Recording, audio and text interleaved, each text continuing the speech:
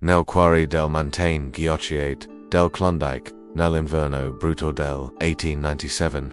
Un uomo solitario stava per fare una scoperta, che avrebbe cambiato per sempre il corso di due vite. James Mackenzie, un cercatore d'oro scozzese di 3 anni, non sapeva che quel giorno, che la dogli, avrebbe riservato qualcosa di molto più che cercava, dispertamente qual che state per ascolta e una storia vera, documentata attraverso letter private e testimonianze ritrovate. Dopo più di un secolo negli archivi di San Francisco, una storia che vi dimostra come un singolo atto di compassion passa trasformare destini e rivelare segreti, sepolti per generazioni.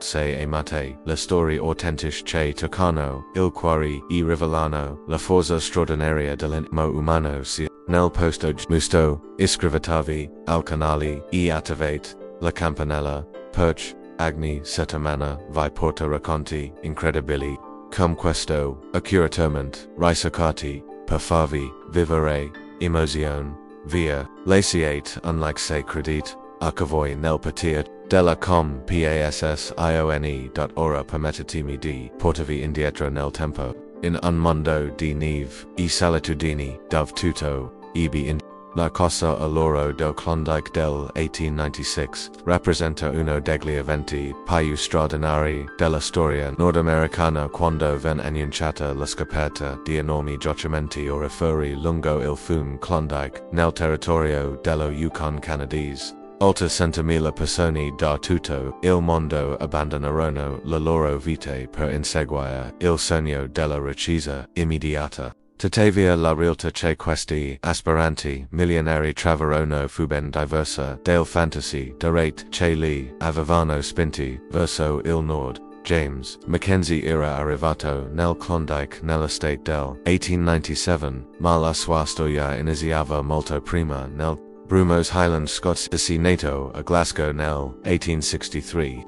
James aveva studiato ingegneria mineraria ed era diventato un esperto conoscitore del tecniche di La sua vita era stata relativamente tranquilla fino al 1894, quando la tubercolosi si portò via sua moglie Margaret, lasciando lo vedovo a soli 30 anni. Il dolore per le perdita di Margaret fu così devastante che James non riusciva più a sopportare Glasgow. Ogni strada, ogni edificio, ogni volto familiare gli ricordava la donna che aveva amato con tutto sé. Quando raggiunsero la Scozia la prime notizia della scoperta dell'oro nel Klondike, James vide in quella lontana terra ghiacciata una possibilità di ricominciare di fuggire dai ricordi che lo tormentavano giorno e notte. Il viaggio verso il Klondike fu un'odissea di mesi. James attraversò l'Atlantico, poi gli Stati Uniti in treno, e infine affrontò il pericoloso circuit pass, il valico montano che separava l'Alaska dal territorio canadese dello Yukon. Migliaia di uomini facevano la fila per or sotto il sole estivo o la neve invernale, trascinando tonnelle di equipaggiamento lungo sentieri ripidi e traditori. Una volta arrivato a Dawson City, la capitale improvvisata del Klondike, James si rese conto che la maggior parte del concessioni era già stata rivendicata. Scoraggiato utilizzò la sua competenza ingegneristica per identificare un sito promettente nel montagna circuit, a circa 15 km dalla città. Era un luogo isolato e difficile da raggiungere, ma James preferiva la solitudine. Al caos frenetico di Dawson costruì una robusta cabana di tronci dotata di tutto il necessario per sopravvivere ai rigori dell'inverno. La sua giornata tipo iniziava prima dell'alba, accendeva il fuoco, preparava una colazione spartana, controllava i suoi attrezzi e si dirigeva verso la sua miniera. Lavorava per 12 ore consecutive scavando, settocendo la pepite d'oro che avrebbero giustificato tutti i suoi sacrifici. L'inverno del 1897 si rivelò particolarmente brutale. Le temperature scendevano regolarmente sotto i 40 gradi sotto zero, e tempeste di neve potevano durare giorni interi. molti cercatori abbandonarono la loro concessioni e tornarono a Dawson o adorata negli stati uniti ma James resist la solitudine il freddo estremo non lo anzi in qualche modo lo consolavano, facendolo sentire purificato dal dolore del passato la sua competenza tecniche lo avvantaggiavano rispetto agli altri spettatori mentre molti si affidavano a metodi rudimentali. James aveva progettato un sistema di drenaggio che gli permetteva di lavorare anche quando il terreno era ghiacciato, aveva anche imparato a leggere I segni geologici che indicavano la presenza di loro aumentando la sua possibilità di successo. Tuttavia, tutti I suoi sforzi e la sua speranza loro rimaneva trovava occasionalmente piccoli pepit o polva orifera, ma niente che potesse considerare un vero successo con l'avvicinarsi del Natale del 1897. James iniziò a chiedersi se non stesse sprecando la sua vita in quella terra desolata. Un sogno impossibile.ma il destino aveva in serbo per lui qualcosa di molto diverso da quello che il Odysseus, December del 1897, sarà per sempre impresso nella memoria di James Mackenzie come il giorno che cambiò la sua esistenza. Era stato un pomeriggio particolarmente produttivo nella miniera, aveva trovato alcuni promettenti che sembravano contenere oro quando il cielo iniziò a schiarirsi minaccio. In quel terra artish la tempest potevano sopraggiungere con una rapidità mortale, e James aveva imparato a riconoscere I segnali il vento che cambiava direzione, l'aria che si faceva pesante, il silenzio innatural che precedeva il caos. Rapidamente I suoi attrezzi iniziò il cammino di ritorno verso la cabana. La neve iniziò accadia quando era ancora a metà strada dapprima lieve poi sempre poi fita e violento. Il vento polare si levò con una furia che sembrava voler cancellare ogni traccia di vita umana dalla faccia della terra. James abbatte la testa e proseguì utilizzando tutti I punti di riferimento che aveva memorizzato durante I mesi di vita in quella regione selvaggia. Era quasi arrivato alla sua proprietà quando sent qualcosa che lo fece fermare di colpo. Un suono sottile, quasi impercettibile tra il ululotto del vento, il pianto di un neonato. James si fermò, tendendo l'orecchio. Per un momento pensò che fossero le sue orecchie, interrogato dal freddo e ingannali, ma poi lo sentette di bol disperato straziante seguendo il suono. James si avvicinò a quello che inizialmente sembrava solo un cumulo di neve, ma quando si inginocchiò e iniziò a scavare con le mani nude, la sua pelle entrò in contatto con del tessuto. Continuò a scavare freneticamente, e quello che scoprì lo sconvolse profondamente. Una giovane donna avvolta in un mantello di lana fine completamente inadeguato per il clima artico che teneva stretto al petto un neonato. La donna era pallida come la neve che la circondava, le labbra blu per l'ipotermia, gli occhi socchiusi ma ancora vivi. Quando vivi. A sussurrare qualcosa in una lingua che lui non riconobbe immediatamente, ma che poi iso italiana. La sua mahoney, bench interessat, dal freddo, tenevano saldamente il bambino con l'ultimo cala del suo corpo. James si trovò di fronte a una scelta che avrebbe definito il resto della sua vita. Poteva ignorare quella scena tragica e continuò verso la sicurezza della sua cabana. Oppure poteva rischiare la propria sopravvivenza per tentare di salvare due perfetti sconosciuti. La sua riserve di cibo erano limitate. Il combustibile per il riscaldamento stava diminuendo, e l'inverno era ancora lungo. Salvare quella donna e il suo bambino significava mettere a ripontiglio la propria vita. Ma James Mackenzie, nonostante I 3 anni di autoimposto isolamento emotivo, non era un uomo capace di volta la spalla alla sofferenza altrui, senza essere ulteriormente tolse il proprio capoto passante e avulse, la donna e il bambino, poi li sollevò entrambi. La donna era sorprendente, l'agora probabilmente non mangiava da giorni, e il neonato non passava quasi nulla. Il viaggio verso cabana che normalmente richiedeva 10 minuti divenne. James lottava contro il vento e la neve. Suvolando poi volte sul ghiaccio ma non mollando mai la presa sui suoi preziosi fardeli. Quando finalmente raggiunse la porta della sua abitazione era esausto e le sue forze stavano per abbandonarlo una volta all'interno. James giù con l'efficienza di un Axis immediatamente il fuoco nel camino, preparo copert caldi e inizio il delicato processo di riscaldamento graduale per evitare shock termici. La donna mostrava tutti I sintomi dell'ipotermia avanzata, confusion mentale, rallentata, battito cardiaco irregolare. Il bambino, miracolosamente, sembrava in condizioni migliori, probabilmente protetto dal calore corporeo della madre. James scoldo dell'acqua e preparò una zuppa calda con le sue scorti, cercando di far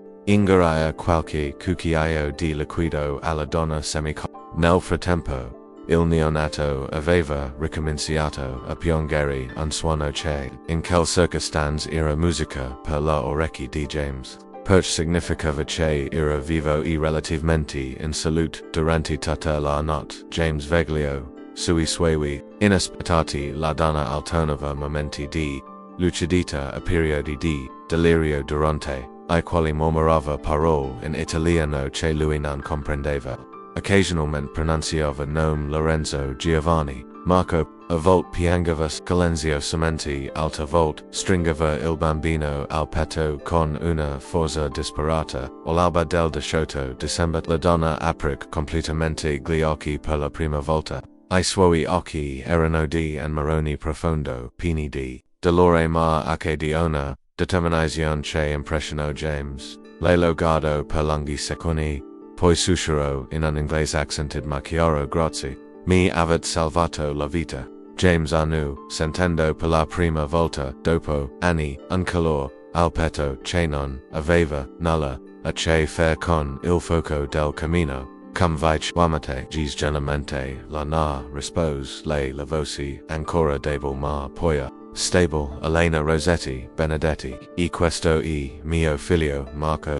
Elena guardò James con occhi che riflettevano una sofferenza profonda antica che andava ben oltre il freddo fisico che aveva quasi ucciso lei e suo figlio. Nei giorni successivi, mentre recuperava lentamente le forze grazie alle cure di James, la sua storia iniziò a emergere frammenti, come tessa di un mosaico crogico che si componeva. Vengo da Milano, iniziò Elena una sera mentre James la porgeva una tazza di tè caldo. La mia famiglia, I Rossetti, possedeva una del più grandi industrie tessili del nord Italia. Mio padre costruì un impero basato sulla seta e sul cotone, pregiato esportando in tutta Europa e persino in America. I suoi occhi si passero nel fuoco del camino ricordando un mondo che sembrava appartenere a un'altra vita.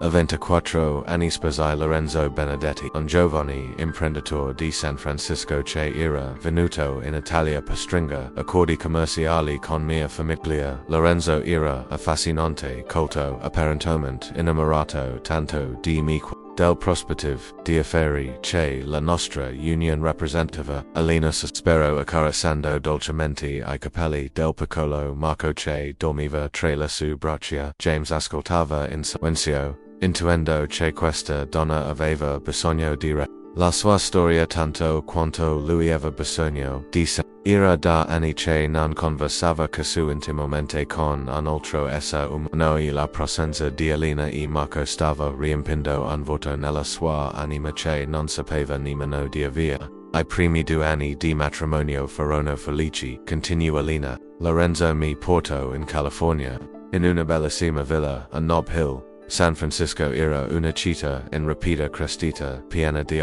Lorenzo aveva ereditato dal padre un'azienda di importazioni che prosperava grazie ai traffici con l'Oriente insieme univommo la nostra competenza. Io conoscevo I migliori tessuti europei. Lui aveva le connessioni commerciali americane ma poi il tono di Elena si fece poi occupo. Lorenzo aveva un fratello maggiore Giovanni e una madre Margherita che non aveva mai accettato il nostro matrimonio. Vedevano in me una straniera che aveva rubato l'affetto di Lorenzo e una parte dell'eredità di famiglia. Giovanni, in particolare, aveva sempre creduto di essere l'unico erede legittimo dell'impero Benedetti. Elena si fermò per latta. Marco e James ne approfittò per aggiungere ligna al fuoco. La tempesta fuori continuava e in furia, ma la cabana si era creata un'atmosfera di intimità e confidenza che nessuno dei due aveva sperimentato da molto tempo.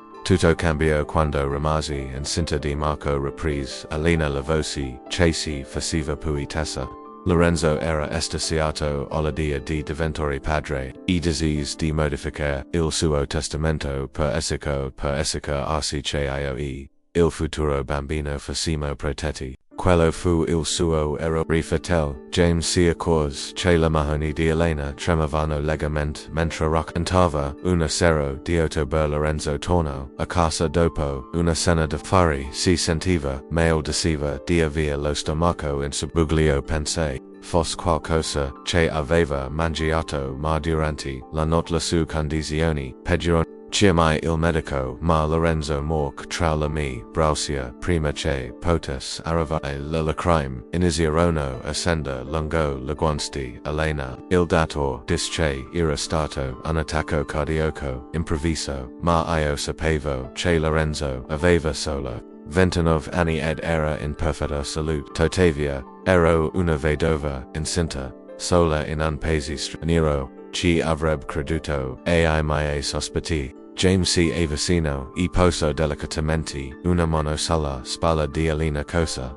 successe dopo? Giovanni e Margherita presero immediatamente il controllo di tutto. Dissero che avrebbero badato a me e al bambino, ma in realtà mi trattavano come una prigioniera nella mia stessa casa. Dopo la nascita di Marco, iniziarono a fare pressioni per tornarsi in Italia, sostenendo che il bambino sarebbe cresciuto meglio nella vera patria di famiglia.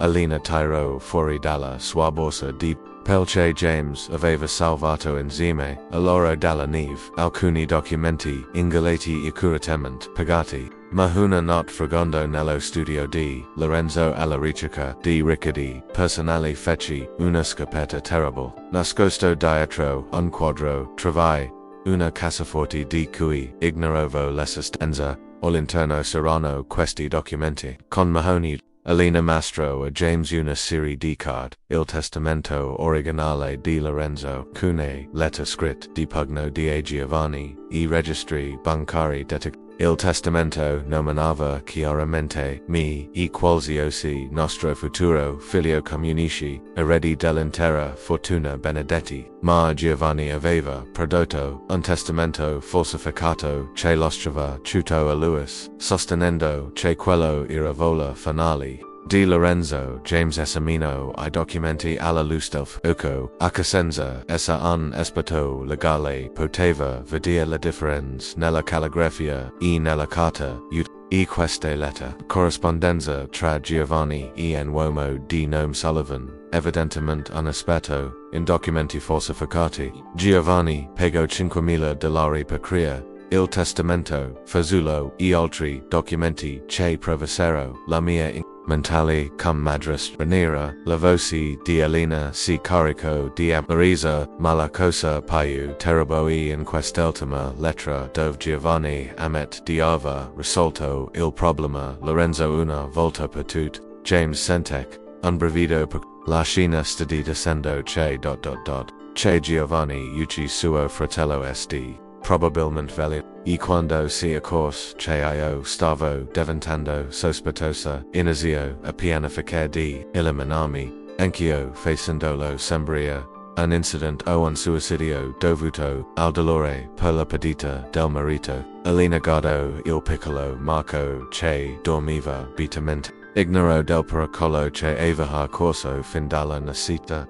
Una notte sentai Giovanni e Margherita discutere nel parlavano di quanto sarebbe stato convenient se io fossi morta durante il parto. Lastiando Marco comunicò irizzato la loro tutela capi che dovevo fugare immediatamente, come era visto fino al Klondike, presi tutti I contanti che riuscì a trovare questi documenti e fuggi nel cuore della notte con Marco. Sapevo che Giovanni avrebbe soldato detective privati per rintracciarmi, quindi dovevo andare il più lontano possible. Senti parla dell'opportunità nel territorio dello Yukon e pensai che sarebbe stato l'ultimo posto dove avrebbero pensato di cercarmi. Alina chiuse gli occhi sopraffatto dai ricordi dolorosi, ma non avevo idea di quanto fosse pericolo. Il viaggio I soldi finirono, il tempo peggiorò, e Marco si amò. Quando quella tempesta si colpec, ero sicura che saremmo morti entrambi nella neve. Pregavo solo che qualcuno trovassi Marco vivo. James rimise in silenzio per lungo tempo, elaborando tutto quello che aveva sentito. Poi Alina lo guardò negli occhi e disse la parole che avrebbero cambiato per sempre la sua vita. James sento che la mia forza sta diminuendo. Il freddo e lo stress hanno danneggiato il mio corpo più di quanto passa. Se dovesse succedermi qualcosa, promettimi che proteggerai Marco e che consegnerai questi documenti alle autorità competenti. Promettimi che mio figlio avrà la giustizia che suo padre non ha mai avuto. Quella notte Elena Rossetti Benedetti morì serenamente nel sonno, stringendo la mano di James Mackenzie. Un estraneo che era diventato l'ultima speranza per la giustizia e la sopravvivenza di suo Il mattino dopo la morte di Alina, James si svegliò in un mondo completamente trasformato. La tempesta era finalmente lastiando dietro di sé un passaggio di cristallo purissimo sotto un sol splendente che faceva scintillare ogni singolo fiocco di neve. Ma la bellezza natural del Klondike non riusciva a mascherare la realtà che James doveva affrontare. Era ora responsabile di una vita umana indefesa e della ricerca di giustizia per una donna che aveva conosciuto per appena 3 giorni, ma che aveva lasciato un'impronta indelebile nella sua anima. Marco, il piccolo di 2 mesi, sembrava non rendersi conto della tragedia che aveva colpito la sua giovane vita. Dormiva tranquillo nella culla improvvisata che James aveva costruito con carpet e custini. Ignaro del fatto che era ora orfano in uno dei luoghi più inospitali della terra. James lo guardava e vedeva gli occhi scuri di Alina, la delicatezza dei suoi lineamenti, l'innocenza assoluta che contrastava drammaticamente con la corruzione e la vioso che avevano segnato la sua famiglia. I primi giorni furono un'odissea di apprendimento.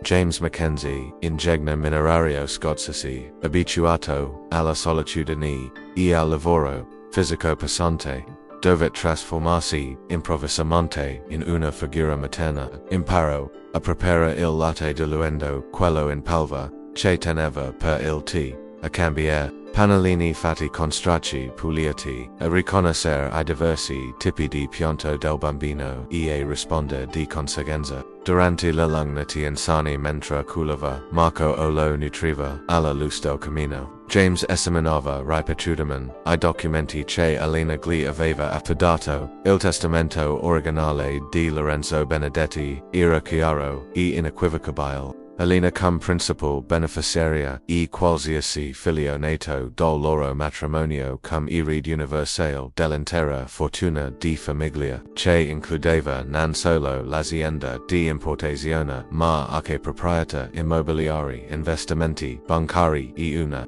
collisione d'orte del valore di diverse centinaia di migliaia di dollari. Le lettere di Giovanni erano ancora più damning. In una corrispondenza datata solo du settimane prima della morte di Lorenzo, Giovanni scriveva a un complice.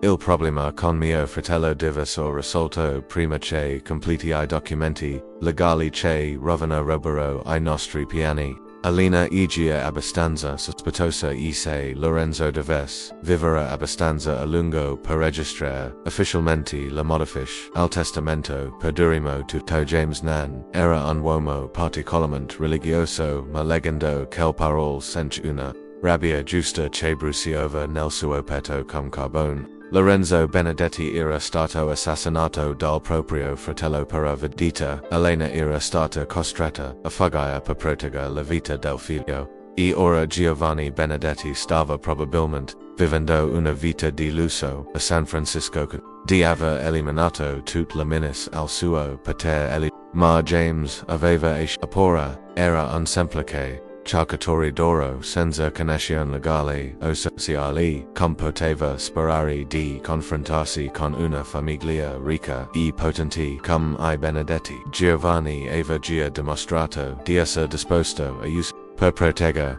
I suoi interessi, cosa gli avrebbe impedito di eliminare anche James e Marco se avessero tentato di rivendicare la giustizia. La svolta arrivò una settimana dopo la morte di Elena, quando James stava organizzando I suoi per decidere cosa fare. Tra le sue cose personali trovò una lettera che sua moglie Margaret gli aveva scritto poco prima di morire, ma che lui non aveva mai avuto il coraggio di aprire con le mani tremute il sigillo di sera e la parole che sua moglie gli aveva lasciato come ultimo regalo. Mio caro James scriveva Margaret, se stai leggendo questa lettera significa che il Signore mi ha chiamata.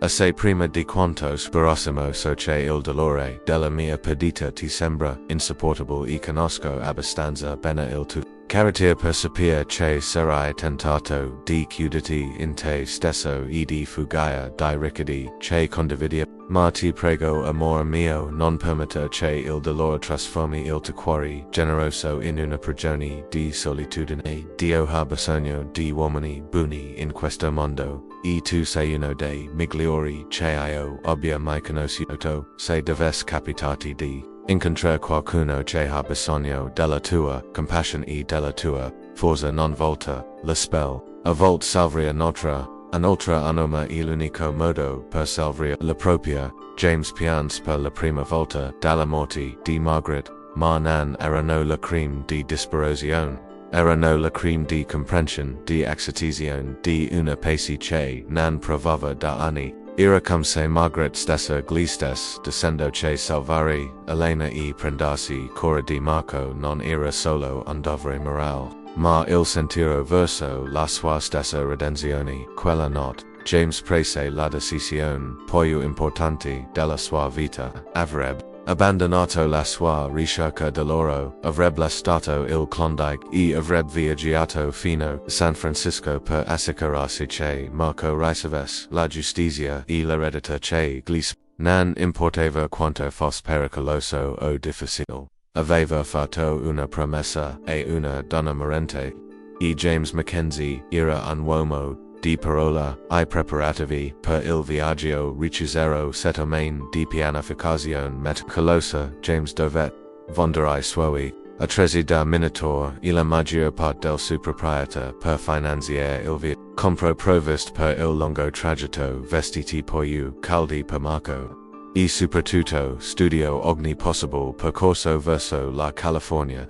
Il viaggio in pieno inverno con un neonato sarebbe stato pericoloso, ma aspetta la primavera Dera Giovanni Benedetti altri mesi per consolidare il suo potere. James costruì anche una culla portatile per Marco, progettata con l'ingegnezza di un ingegner e la maravilla di un padre adottivo. Ello imbot con Pelix e la doto di un sistema di segni che gli portare il bambino sol petto durante la camminata più difficile, mantenendolo al caldo con il calore del proprio. La sera prima della partenza James portò una croce di legno che aveva scolpito sulla tomba di Elena.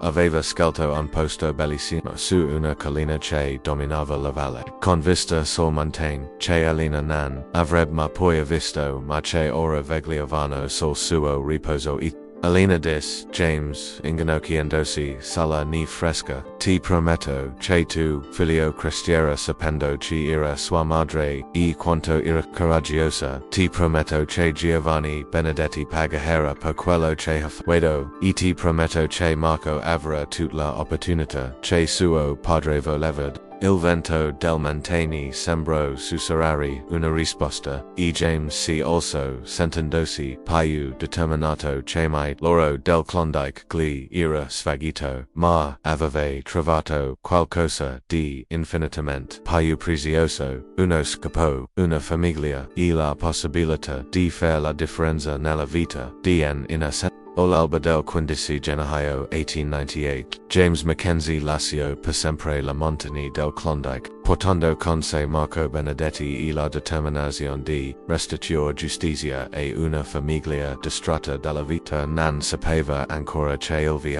che stava iniziando lo avrebbe reso più ricco di quanto avesse mai sognato non in oro, ma in qualcosa di molto più duraturo, l'amore paterno e la soddisfazione di aver fatto la cosa giusta.